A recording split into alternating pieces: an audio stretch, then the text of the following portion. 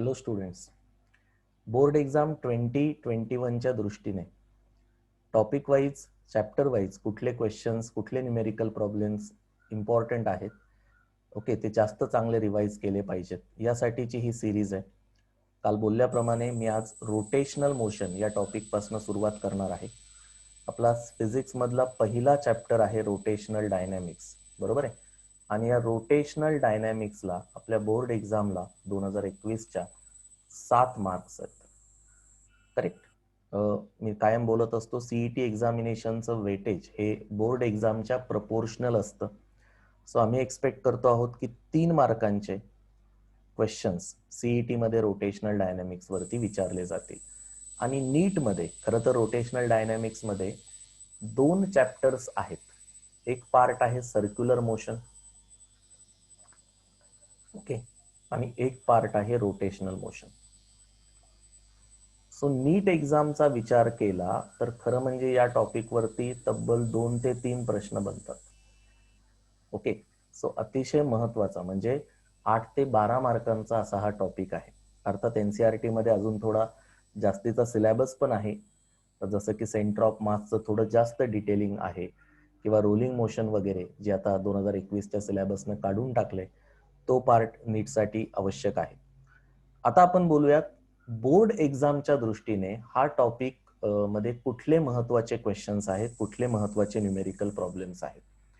बेटा, पहिला जो सर्क्युलर मोशनचा पार्ट आहे यामध्ये पहिला क्वेश्चन जो मला वाटतं थेअरीमध्ये जो महत्वाचा आहे इव्हॅल्युएशनच्या दृष्टीने एक्झामिनरच्या, तर तो सेंट्रीपिटल फोर्स आणि सेंट्रीफ्युगल फोर्स यांच्यातला difference between centripetal and centrifugal force. Okay, हा डिफरन्स तुम्ही लिहिता त्यावेळेस तुम्ही अर्थातच या फोर्सेसच्या डेफिनेशन स्टडी करता, त्यांच्या डायरेक्शन बद्दल माहिती मिळवता. सो 2 मार्कांना हा डिफरन्स येऊ शकतो किंवा 1 मार्कांसाठी क्वेश्चन येऊ शकतो की सेंट्रीपिटल फोर्स आणि सेंट्रीफ्युगल फोर्स मधला रिअल फोर्स कुठला आहे, स्युडो फोर्स कुठला आहे, किंवा डायरेक्शन्स काय, सेंट्रीपिटल फोर्सची डायरेक्शन काय, सेंट्रीफ्युगल फोर्सची डायरेक्शन काय, किंवा सेंट्रीफ्युगल फोर्स हा का रिअल फोर्स नाहीये, अशा प्रकारचा 1 मार्कांचा जो क्वेश्चन आहे. मागचं जर माझं सेशन तुम्ही बघितलं असेल तर त्यामध्ये डिटेल पेपर पॅटर्न आपण डिस्कस केलं, आणि तुमच्या पेपर पॅटर्न मध्ये एक गोष्ट लक्षात घ्या, जो व्हेरी शॉर्ट आन्सर आणि एमसीक्यूचा 18 मार्क्स आहेत ऑब्जेक्टिव्हचे, ओके, तिथे कुठलेच ऑप्शन्स नसतात. सो ज्याला 100 पैकी 100 मार्क मिळवायचे, म्हणजे फिजिक्समध्ये 70 पैकी 70 मार्क मिळवायचे, त्याच्या दृष्टीने हे 18 मार्क जे आहेत ना, जे ऑब्जेक्टिव्ह 18 मार्क आहेत, ते अतिशय महत्वाचे आहेत. आणि त्यामुळे हे 1-1 मार्कांचे जे क्वेश्चन्स येणार आहेत परीक्षेमध्ये, जे एमसीक्यूज येणार आहेत, ते महत्वाचे असणार आहेत. अर्थात एमसीक्यू काही फार डिफिकल्ट एंट्रन्स एक्झाम लेवलचे इथे अपेक्षित नसतात. इव्हन 1 मार्कांचे क्वेश्चन्स पण सोपेच असतात, मात्र टू द पॉइंट त्याचं उत्तर, एक्झॅक्ट उत्तर त्याचं देणं अपेक्षित आहे. सेकंड क्वेश्चन आहे मला जो वाटतो तो बँकिंग ऑफ रोडचं डेरिव्हेशन. ओके, इथे सुद्धा बँकिंग ऑफ रोडचं डेरिव्हेशन हा मोठा क्वेश्चन आहे. 3 ते 4 मार्कांसाठी हा क्वेश्चन एक्झामला येऊ शकतो, किंवा त्यावरती न्यूमेरिकल प्रॉब्लेम येऊ शकतं, किंवा त्यावरती 1 मार्कांचा साधा सरळ सोपा प्रश्न येऊ शकतो की बाबा बँकिंग ऑफ रोडची गरज काय. ओके, हे डेरिव्हेशन थोडंसं ट्रिकी वाटतं स्टुडंट्सला. स्टुडंटने रिक्वेस्ट केली होती, सो मी याचा एक युट्यूबचा व्हिडिओ आहे, ओके, खाली मी डिस्क्रिप्शन मध्ये लिंक देतो. सो त्या व्हिडिओ तुम्ही बघा, याच्यामध्ये डिटेल्ड डेरिव्हेशन बँकिंग ऑफ रोडचं दिलेलं आहे, आणि एकदम स्लो आहे ते, ओके, खूप डिटेल्ड आहे. सो ते डेरिव्हेशन्स तुम्ही स्वतः पण लिहून बघा, ऐका आणि ते लिहून बघा. आणि हे डेरिव्हेशन्स मला वाटतं की महत्वाचा प्रश्न आहे, 3 ते 4 मार्कांसाठी येऊ शकतो, किंवा याच्यावरती न्यूमेरिकल प्रॉब्लेम सुद्धा विचारलं जाईल. ओके, टेक्स्टबुक मध्ये जर तुम्ही बघितलं, माझ्या समोर आता टेक्स्टबुक आहे, सो टेक्स्टबुक मधलं न्यूमेरिकल प्रॉब्लेम नंबर 14 आणि 15, ओके, 14 आणि 15 नंबरचा न्यूमेरिकल प्रॉब्लेम, ओके, हा बँकिंग ऑफ रोडशी रिलेटेड आहे. क्वेश्चन नंबर 14 आणि क्वेश्चन नंबर 15, ओके, हा आवर्जून व्यवस्थित सॉल्व्ह करा. सर्क्युलर मोशनच्या पहिल्या पार्टवरती थेअरीमध्ये विचारायला फार प्रश्न नाहीयेत, पण न्यूमेरिकल प्रॉब्लेम्स यावरचे महत्वाचे आहेत. ओके, जे कायनेमॅटिक्स आहे सर्क्युलर मोशन, किंवा युनिफॉर्म सर्क्युलर मोशन किंवा uniform acceleration, uniform angular acceleration, alpha constant असणारी सर्क्युलर मोशन असेल तर तिच्या संदर्भात जे इक्वेशन्स आहेत, कायनेमॅटिकल इक्वेशन्स आहेत, बरोबर आहे, 3 कायनेमॅटिकल इक्वेशन्स आठवतात ना, omega equal to omega 0 plus alpha T असेल, बरोबर आहे, किंवा omega square is equal to omega 0 square two alpha theta असेल, किंवा theta equal to omega 0 T plus half alpha T square असेल. हे जे कायनेमॅटिकल इक्वेशन्स आहेत यांच्यावरचा न्यूमेरिकल प्रॉब्लेम हा एक महत्वाचा पॉइंट आहे, हा एक महत्वाचा पार्ट आहे. तुम्ही जर सॉल्व्ड क्वेश्चन्स बघितलेत, बरोबर आहे, तर पुस्तकामध्ये जो सुरुवातच होते आपली टेक्स्टबुकची, त्याच्यामध्ये जो सॉल्व्ड क्वेश्चन दिलाय तो याच प्रकारच्या न्यूमेरिकल एक्झाम्पल 1 जे आहे, सॉल्व्ड एक्झाम्पल 1, ते याच प्रकारच्या न्यूमेरिकलशी रिलेटेड आहे, बरोबर. त्याचप्रमाणे अँग्युलर वेलॉसिटी, लिनियर वेलॉसिटी यांच्यामधलं रिलेशन खरं तर ते 11वीत झालेलं असतं, परंतु ह्या गोष्टी कुठेतरी न्यूमेरिकल प्रॉब्लेम्स मध्ये आपल्याला वापरायला लागतात. सो हे एक न्यूमेरिकल जे सॉल्व्ड न्यूमेरिकल आहे ते नीट बघून ठेवा. बघून ठेवाचा अर्थ बघा त्याच्याकडे असं नाही, तर ते खरं खरं तुम्ही सॉल्व्ह करा. ओके. आणि 12 नंबरचा एक क्वेश्चन आहे टेक्स्टबुक मध्ये, क्वेश्चन नंबर 12, प्रॉब्लेम नंबर 12, हा याच्याशी रिलेटेड आहे. ओके, कायनेमॅटिक्स ऑफ सर्क्युलर मोशनशी, तो नीट सॉल्व्ह करा. तसंच ऍप्लिकेशन, सेंट्रिपिटल फोर्सच्या ऍप्लिकेशन्स वरती प्रॉब्लेम नंबर 13 आहे तुमच्या टेक्स्टबुक मध्ये. ओके, सो 12, 13, 14, 15 हे 4 प्रॉब्लेम्स मी तुम्हाला सांगितले की हे अगदी टेक्स्टबुक मधले न्यूमेरिकल्स आहेत. हे जरा व्यवस्थित तुम्ही बघून ठेवा, सॉल्व्ह करून ठेवा. ओके, अपेक्षा अशी आहे की जे न्यूमेरिकल्स एक्झामला विचारले जातील ते याच्या सारखेच असतील. हेच असतील असं आपण म्हणत नाही, पण याच्या सारखेच ते न्यूमेरिकल्स असणार आहेत असं आपल्याला वाटतं. ठीक आहे.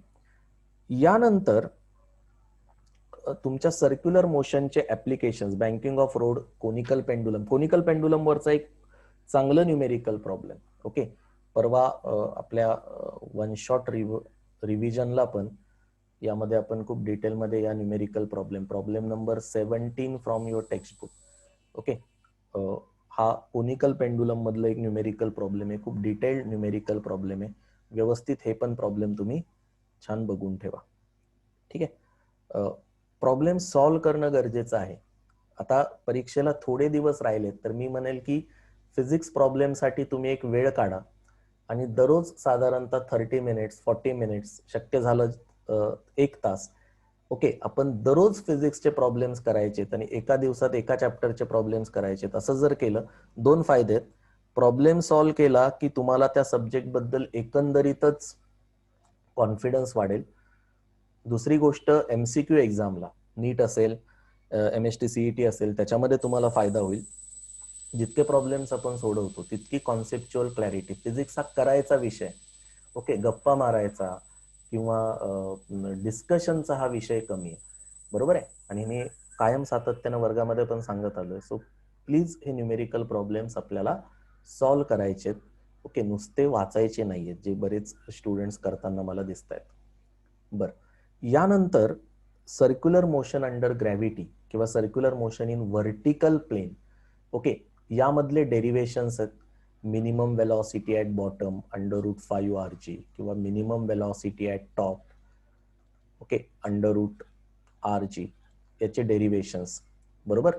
कॉन्झर्वेशन ऑफ एनर्जीच्या मदतीनं आपण वेलॉसिटी ऑफ बॉटम काढलं, मिनिमम टॉप काढलं की त्यावरनं minimum velocity at bottom find out करतो. डिफरन्स इन टेन्शन, ओके, हा क्वेश्चन खरं तर टेक्स्टबुकच्या खालच्या क्वेश्चन्स मध्ये पण इन्क्लूड केलेला आहे. व्हर्टिकल सर्क्युलर मोशन मध्ये, ओके, मॅक्सिमम आणि मिनिमम टेन्शन मधला जो डिफरन्स आहे तो 6 mg इतका असतो. इतर कुठल्याच फॅक्टरवर तो डिपेंड नसतो, तो फक्त आणि फक्त वेट वरती डिपेंड असतो. Difference in tension, okay, for circular motion in vertical plane हा 6 mg असतो. ऑब्झर्व करा, it is independent of radius of circular motion. Okay, MCQ मध्ये हा प्रश्न येऊ शकतो, है की नाही. Difference in tension at top and tension at bottom. बॉटमला टेन्शन मॅक्सिमम असतं, सो बॉटम आणि टॉपच्या टेन्शन मधला फरक महत्वाचं डेरिव्हेशन पण आहे आणि महत्वाचं 1 मार्क साठीचा क्वेश्चन पण आहे हा. ठीक आहे, चला. तर हा सगळा पहिला पार्ट आहे चॅप्टरचा सर्क्युलर मोशन. चॅप्टरचा दुसरा आणि मोठा मेजर पार्ट आहे तो आहे रोटेशनल डायनॅमिक्स. बरोबर आहे, rotational motion of rigid body. या वर्षीच्या सिलेबसनं रोलिंग मोशन हा पार्ट पूर्णतः रिमूव्ह केलाय. त्यामुळं बऱ्यापैकी सिलेबस कमी झालाय आणि आपण फक्त आणि फक्त प्युअरली रोटेशनल मोशन बद्दल या चॅप्टरमध्ये शिकतो. यामध्ये सगळ्यात पहिला महत्वाचा क्वेश्चन बघा, फिजिक्स आहे म्हटल्यावरती प्रत्येक चॅप्टरमध्ये आपण नवीन फिजिकल क्वांटिटी शिकतो, हो की नाही. सो एमसीक्यू साठी, बोर्ड एक्झाम साठी सुद्धा, एमसीक्यू एक्झाम साठी सुद्धा या फिजिकल क्वांटिटीचे युनिट्स आणि डायमेन्शन्स, ओके, क्वांटिटीच्या डेफिनेशन्स माहिती असतील तर युनिट्स आणि डायमेन्शन्स पटकन आपल्याला फाइंड आउट करता येतातच. परंतु प्रत्येक क्वांटिटीचे म्हणजे अँग्युलर मोमेंटम असेल, मोमेंट ऑफ इनर्शिया असेल, रेडियस ऑफ गायरेशनचं युनिट पटकन लक्षात राहत नाही की ती लेंथ आहे एका प्रकारची, सो युनिट मीटर आहे किंवा डायमेन्शन्स L⁻⁴ आहे, साऱ्या गोष्टी आहेत. टॉर्क, बरोबर, या अशा फिजिकल क्वांटिटीचे युनिट्स, डायमेन्शन्स या सगळ्या गोष्टी महत्वाच्या असतातच. हे आवर्जून लक्षात ठेवा आणि हे सगळ्या चॅप्टरसाठी. ओके, यानंतर रोटेशनल मोशन मध्ये एक एक्झामिनरचा अतिशय आवडता क्वेश्चन आहे तो म्हणजे physical significance of moment of inertia. Okay, moment of inertia ही जी क्वांटिटी आपण शिकतो फिजिक्स मध्ये हिचं महत्व काय. ओके, मोमेंट ऑफ इनर्शिया ही मासला इक्विव्हॅलंट आहे. मास इन ट्रान्सलेशनल मोशन म्हणजेच moment of inertia in rotational motion. जे काम ट्रान्सलेशनल मोशन मध्ये मास करतं तेच काम रोटेशनल मोशन मध्ये मोमेंट ऑफ इनर्शिया करतं, बरोबर आहे. सो हा 2 मार्कांचा क्वेश्चन, मे बी याची लँग्वेज बदलू शकते. Okay, what we understand from moment of inertia of a rigid body, okay, किंवा what is the importance of physical quantity moment of inertia. Physical significance हे जास्त चांगलं प्रकारे विचारण्याचा, किंवा explain that mass in translational motion is equivalent to moment of inertia in rotational motion. Okay, 2 equation घेऊन आपण हे करू शकतो. Torque equal to I alpha, F equal to ma, बरोबर आहे. हे सगळं कसं करायचं काय आपण डिटेल लेक्चर्स मध्ये बोलतच असतो, करेक्ट. सो इथे मी वेळ घेत नाही. रेडियस ऑफ गायरेशन काय गरजेचं आहे, रेडियस ऑफ गायरेशन या गोष्टीची आपल्याला काय गरज आहे. रेडियस ऑफ गायरेशन नेमकं काय स्पेसिफाय करतं, distribution of mass about axis of rotation, हो ना. रेडियस ऑफ गायरेशन मुळे मोमेंट ऑफ इनर्शिया जे 2 गोष्टींवरती डिपेंड असतं, 2 मेजरेबल गोष्टींवरती, एक मास आणि एक distribution of mass. Radius of gyration ही पद्धत आहे डिस्ट्रीब्युशन ऑफ मास मोजायची. ओके, फिजिक्स हे मोजमापाचं शास्त्र आहे. Okay, science of measurement. So इथे आपल्याला प्रत्येक गोष्ट मोजायला लागते. मास ऍक्सिस पासून दूर आहे किंवा मास ऍक्सिसच्या जवळ डिस्ट्रीब्यूट झालेलं आहे, हे मोजायचं कसं, हे मोजण्यासाठी आपण radius of gyration he physical quantity define करतो. एकाच रिजिड बॉडीचे 2 वेगवेगळ्या ऍक्सिसला असणारे मोमेंट ऑफ इनर्शिया वेगळे येतात कारण रेडियस ऑफ गायरेशन बदललेला असतो, करेक्ट. सो रेडियस ऑफ गायरेशनचं महत्व, फिजिकल सिग्निफिकन्स, अशाही भाषेत हा क्वेश्चन आपल्याला विचारला जाऊ शकतो. यानंतर डेरिव्हेशन्स आहेत, नाही का. कुठले डेरिव्हेशन्स आहेत की बाबा कायनेटिक एनर्जी, रिजिड बॉडीची कायनेटिक एनर्जी काय असेल, टॉर्क इक्वल टू I अल्फाचं डेरिव्हेशन असेल. ओके, हे साधे डेरिव्हेशन्स आहेत. ओके, हे डेरिव्हेशन्स तुम्हाला परीक्षेला विचारले जातील, correct. L equal to I omega आहे, बरोबर आहे. सो हे सगळे डेरिव्हेशन सुद्धा तुम्ही नीट करा. Kinetic energy half I omega square, बरोबर आहे. हे आपण कायमच बोलत आलोय, परत एकदा सांगतो, ह्याही फॉर्मॅटमध्ये हे विचारलं जाईल ना. L²/2I, L काय, अँग्युलर मोमेंटम किंवा half Li. Okay, these are the different ways in which rotating kinetic energy can be represented. Torque equal to I alpha, बरोबर आहे, हे डेरिव्हेशन आहे, किंवा L equal to I omega हे derivation आहे. हे सगळे डेरिव्हेशन्स महत्वाचे आहेत, इम्पॉर्टंट आहेत. मला यातलं जे सगळ्यात महत्वाची गोष्ट वाटते ती आहे law of conservation of angular momentum. Law of conservation of angular momentum हा अतिशय फंडामेंटल लॉ आहे बेटा फिजिक्स मधला. आणि त्यामुळं law of conservation of angular momentum याच्याशी related questions, numerical problem, theory, okay, कसा प्रश्न येईल, थेरॉटिकल क्वेश्चन कसा येईल, okay, state and prove law of conservation of angular momentum. बरोबर आहे. स्टेटमेंट लिहितो आपण, if no external torque is acting the angular momentum of system always remain constant. Okay, proof अतिशय अतिशय सोपं आहे. बरोबर आहे. आपण डेफिनेशन पासून सुरुवात करतो, L equal to R cross P, correct.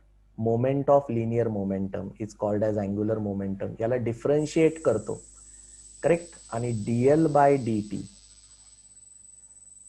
Is equal to torque असं एक्सप्रेशन आपल्याला मिळतं, राईट, एक्सटर्नल टॉर्क.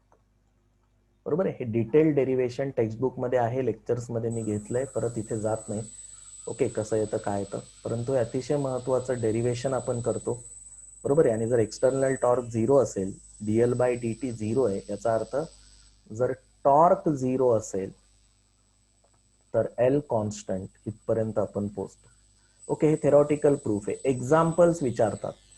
ओके, असंही विचारतात की what is law of conservation of angular momentum, explain it with suitable examples. Ballet डान्सरचे एक्झाम्पल, किंवा जे एखाद्या टर्न टेबल वरती हातामध्ये डंबेल्स घेऊन एखादा पर्सन उभा आहे, ओके, आणि त्यांनी ते हात जवळ घेतले तर त्याचा स्पीड वाढतो, हे एक्झाम्पल.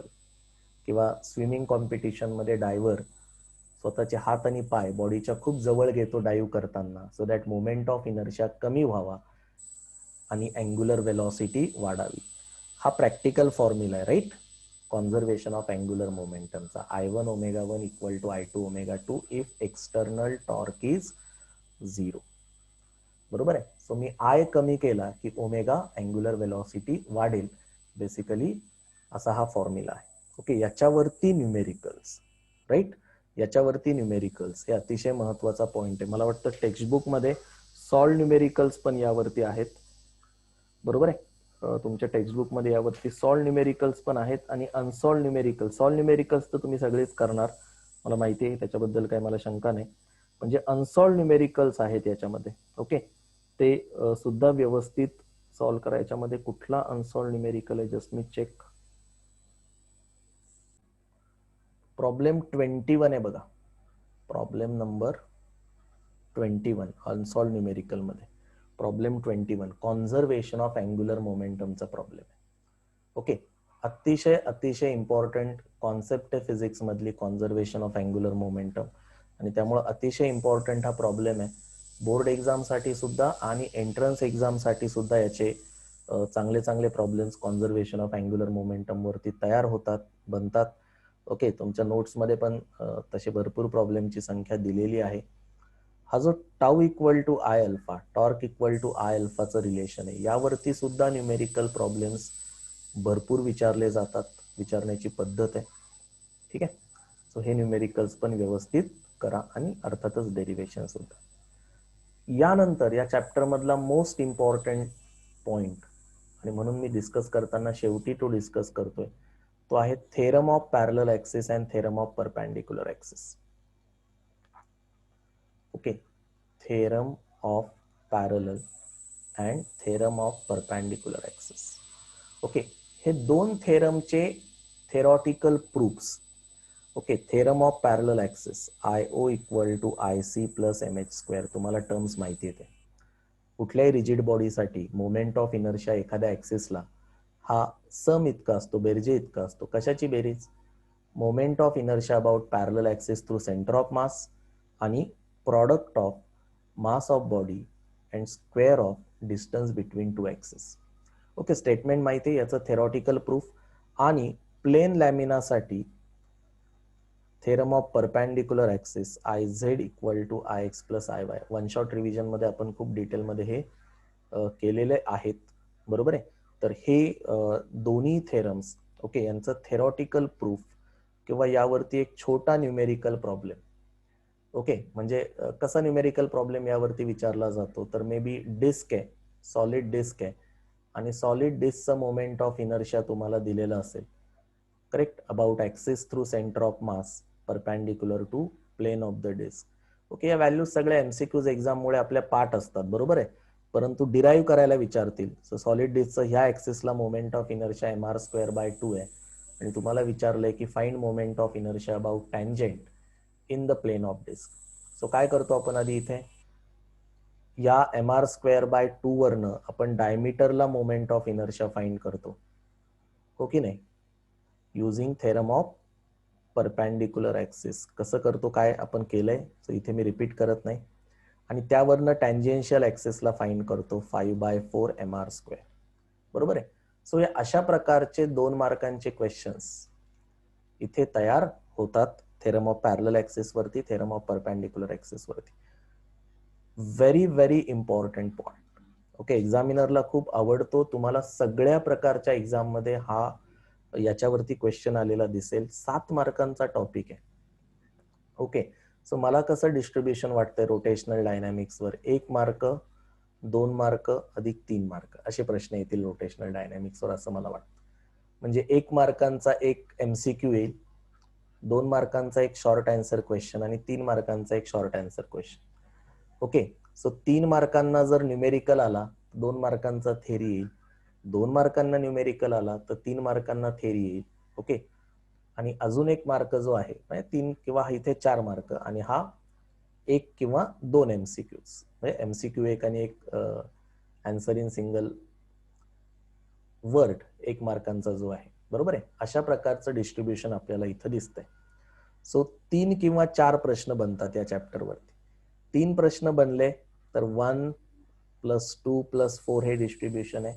4 प्रश्न बनले तर 1 + 1 + 2 + 4, म्हणजे 2 मार्कांचे ऑब्जेक्टिव्ह क्वेश्चन्स. ओके, 2 मार्कांचा एक क्वेश्चन आणि एक 3 मार्कांचा क्वेश्चन. येते लक्षात? अशा प्रकारे याच्यामध्ये क्वेश्चन्स बनताना दिसतात आपल्याला.